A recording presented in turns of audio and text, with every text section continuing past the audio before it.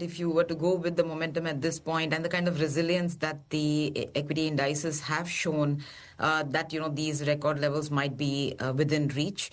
And again, it is a function of global as well as domestic catalysts. And when you see the domestic catalysts, there are positive signs. Inflation has come down a fair bit. The central bank has cut rates by about 100 basis points. There's a bit of a split consensus on whether they're going to do more or not. But it's quite clear that they are pro-growth. They want to be growth supportive, provide ample liquidity. All of that is certainly translating into a positive macro environment for the markets to operate in. And globally, if you're really seeing this big reshuffle from away from DM and US in particular into emerging markets, which I think will get a further tailwind because if dollar continues to correct, I think all of this certainly bodes well for the Indian markets as well. So I wouldn't be surprised if the record highs, come into view again. Certainly the momentum seems to suggest that. We've heard from the White House that this July 9 deadline it's movable or it is flexible, and there are some deals in the pipeline, according to President Trump, as many as 10, and including that of China. Where do things stand in terms of India? Because there have been some roadblocks that we've been reporting about between India-US.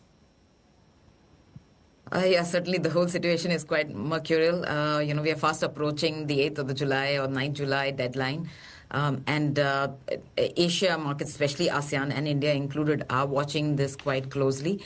India was one of the forerunners. I would say back in February, we had Prime Minister Modi, meet up with the US counterparts, and the discussions had begun back then, even before the reciprocal tariffs were out in full force.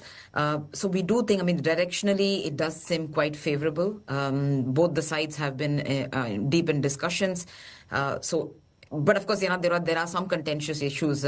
India does want to provide concessions, but there are some segments, particularly farm goods, for instance, where I think the entries to barrier can't be lowered too fast. Even for some of the sectors, the Indian businesses or Indian authorities prefer to have a more level playing field. So I don't think they will open up the sectors completely, according to at least what the US might ask. So I think there is still a bit of give and take that still needs to be thrashed out. But given the amount of effort that's gone in, the duration that discussions have been going on, we wouldn't be surprised if India is among the first few, next batch, first few countries to sign the deal.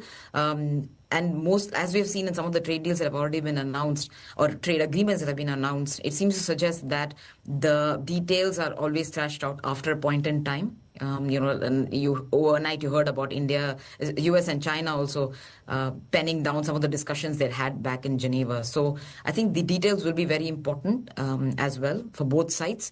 But there could be a scenario where you have the first phase out now, and then details continue to be thrashed out for another 6 to 8 months. But we remain, optimistic that this is likely to be, especially before the upcoming fast approaching deadline for the tariff announcements.